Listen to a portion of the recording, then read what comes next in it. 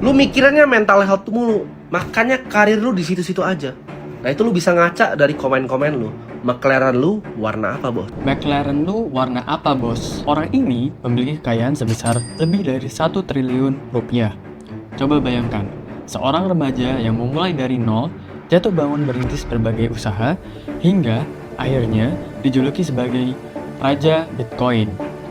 Kisah ini terdengar seperti fiksi, tapi ini adalah realitas yang dialami oleh satu sosok. Inilah Timothy Ronald. Dia bukan berasal dari keluarga berada. Perjalanannya dimulai dari bawah. Penuh perjuangan keras, kerja keras, dan tak bisa dipungkiri kontroversi. Ya, di balik kesuksesan finansialnya yang gemilang, ada serangkaian drama yang mengiringi. Konflik dengan sesama public figure, pernyataan yang memicu perdebatan, hingga masalah di platform bisnisnya. Semua itu membentuk Timothy Ronald yang kita kenal sekarang. Nah, bagaimana semua ini bermula? Untuk memahami perjalanan Timothy Ronald, kita perlu melihat siapa dia sebenarnya. Timothy Ronald dikenal sebagai seorang pengusaha muda, investor, dan edukator finansial. Ciri khasnya adalah gaya komunikasi yang lugas dan berani. Bahkan, sering digadang-gadang meniru gaya bicara Andrew Tate atau Iman Gadzhi.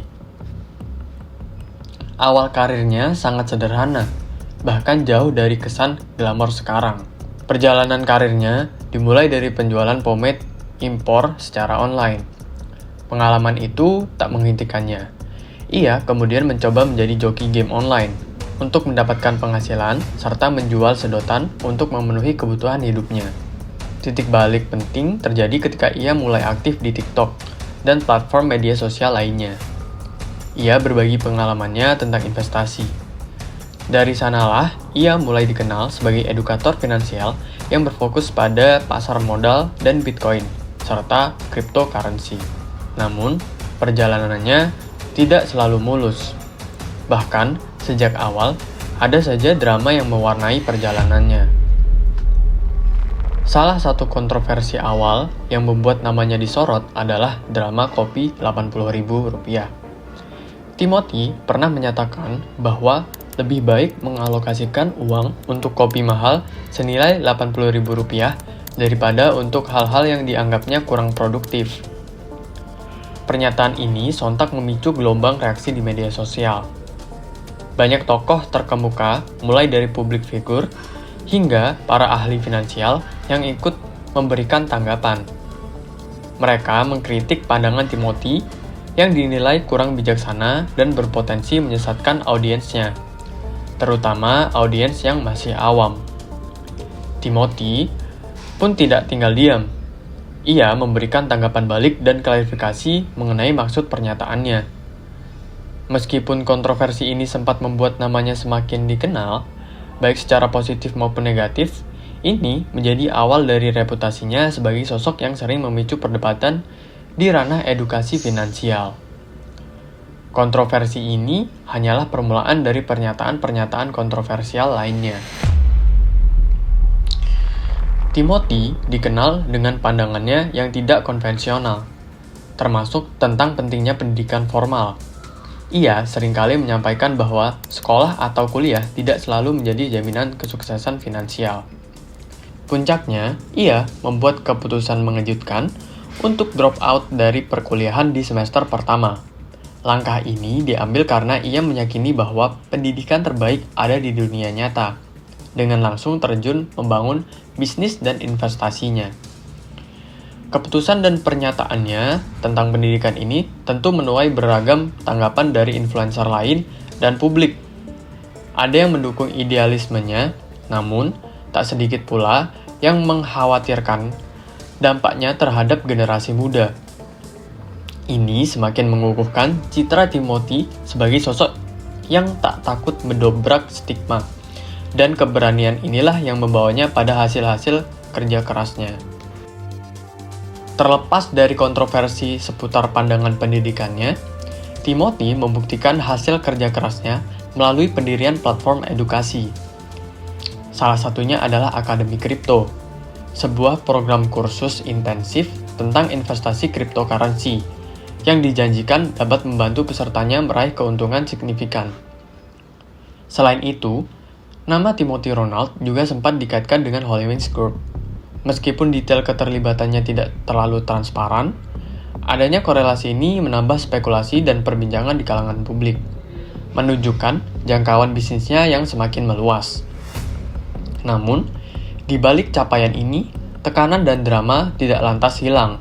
Bahkan di dalam platformnya sendiri, kontroversi besar sempat terjadi yang menjadi ujian berat baginya. Dari berbagai drama yang sudah kita bahas, mungkin yang paling menghebohkan adalah badai yang menerpa ternak uang. Platform edukasi finansial yang awalnya dibangun bersama itu tiba-tiba bubar. Ini tentu mengejutkan banyak pihak, terutama ribuan peserta yang sudah bergabung.